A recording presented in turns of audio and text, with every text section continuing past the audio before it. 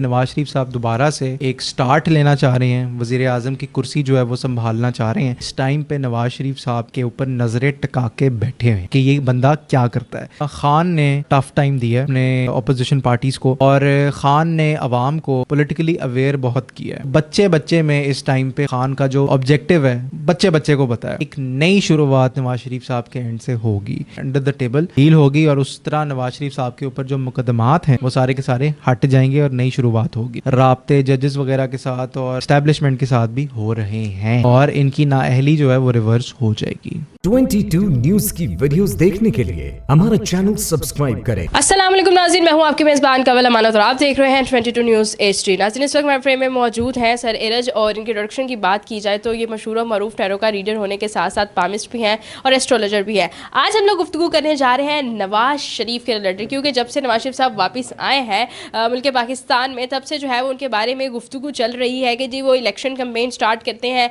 क्या क्या कुछ होने वाला है, नून लीग के फॉलोअर्स में कमी हुई, ज्यादती हुई, क्या क्या चीज़ें सामने आई हैं, क्या PTI जो है वो इसका पार्ट बन पाएगी इलेक्शंस का। बहुत सारे सवालात हैं, जानते हैं सर से, तो मेरे साथ रहेगा। अस्सलाम वालेकुम। वालेकुम अस्सलाम। कैसे हैं? अल्लाह का शुक्र। बहुत शुक्रिया आपके कीमती वक्त का। सबसे पहला सवाल मेरा ये है कि नवाज शरीफ साहब जो हैं वो इस वक्त क्या क्या जो है वो मंसूबे फैसले करते हुए नज़र आ रहे हैं, क्या वो किसी के लिए ख़तरे की घंटी बन सकते हैं? कवल, आपने बड़ा ही इंटरेस्टिंग किस्म का टॉपिक जो है वो आप लेकर आई हैं और यकीन करें मेरा एक रंग जा रहा है और एक रंग आ रहा है क्योंकि इलेक्शन भी करीब है और ये कैमरे पे व्यूअर्स को ये प्रेडिक्शन देना कि क्या चल रही है मनसूबाबंदी और क्या हो रहा है और क्या नहीं हो रहा। देखें रिस्क नहीं देखें, आपको अगर मैं ये बात कहूँ तो नवाज शरीफ साहब की अगर मैं बात करूँ तो उनके ऊपर हमेशा से किस्मत की तो जो देवी है वो हमेशा से मेहरबान रही है, लेकिन कुछ ना कुछ ऐसा हो जाता है कि उनका जो टाइम पीरियड है, उनका जो टेन्योर है वो पूरा नहीं हो पाता। तो अब सियासत के हवाले से उनके माइंड में क्या चल रहा है ये हम टैरो कार्ड के ज़रिए जो है वो देखते हैं और निकालते हैं कि नवाज शरीफ साहब के माइंड में इस टाइम पे पॉलिटिकली क्या चीज़ें चल रही हैं, नवाज शरीफ साहब के माइंड में इस टाइम पे पॉलिटिकली क्या चल रहा है और 3 कार्ड एनर्जी से हम निकालते हैं। इस टाइम पे ना नवाज शरीफ साहब की अपनी पार्टी के जो कुछ लोग हैं ना वो इस हक़ में नहीं थे कि वो वापस आएँ, पहली बात।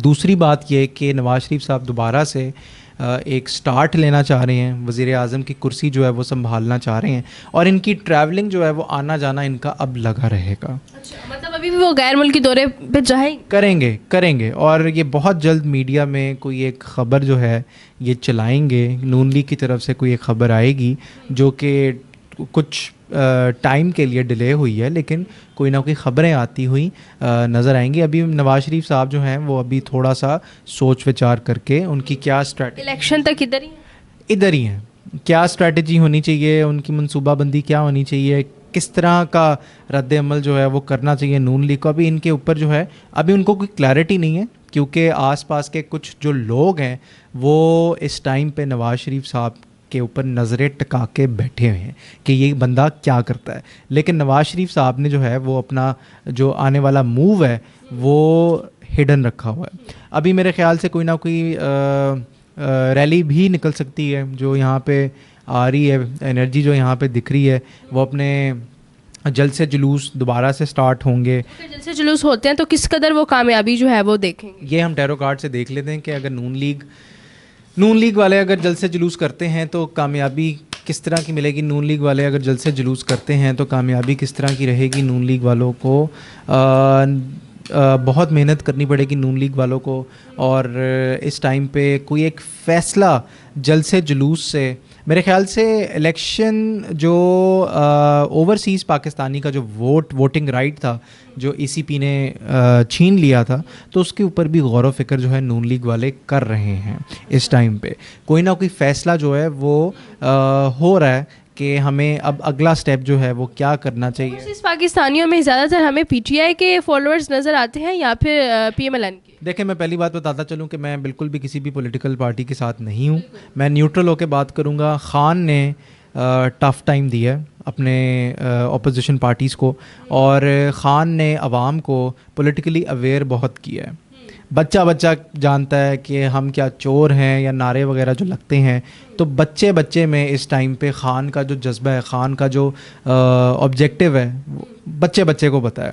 पॉलिटिकली अवेयर हर कोई हो चुका है अवाम में, और मोस्टली नून लीग वालों ने अच्छे काम भी किए हैं। ये नहीं कि मैं बहुत ही एंटाई किस्म की स्टेटमेंट्स दूं, जो भी हुकूमत आई है उसने कोई ना कोई अच्छा काम पाकिस्तान के लिए ज़रूर किया है।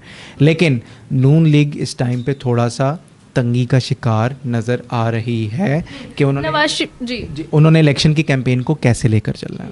नवाज शरीफ साहब पर जो इल्ज़ामात आयद हैं वो कब तक जो है वो ख़त्म हो सकते हैं? क्या उन्हें कोर्ट कचहरियों का चक्कर लगाना पड़ेगा? ये भी टैरो कार्ड से हम देखते हैं कि जो नवाज शरीफ साहब के ऊपर इल्ज़ामात लगे हैं तो वो कब तक ख़त्म होंगे, उनका क्या स्टेटस रहेगा। नवाज शरीफ साहब के ऊपर जो इल्ज़ामात लगे हैं, देखिए नवाज शरीफ साहब के ऊपर प्रेशर तो है, और ये बहुत जल्द इनको क्लियर भी कर दिया जाएगा मुकदमात को, और एक नई शुरुआत नवाज शरीफ साहब के एंड से होगी।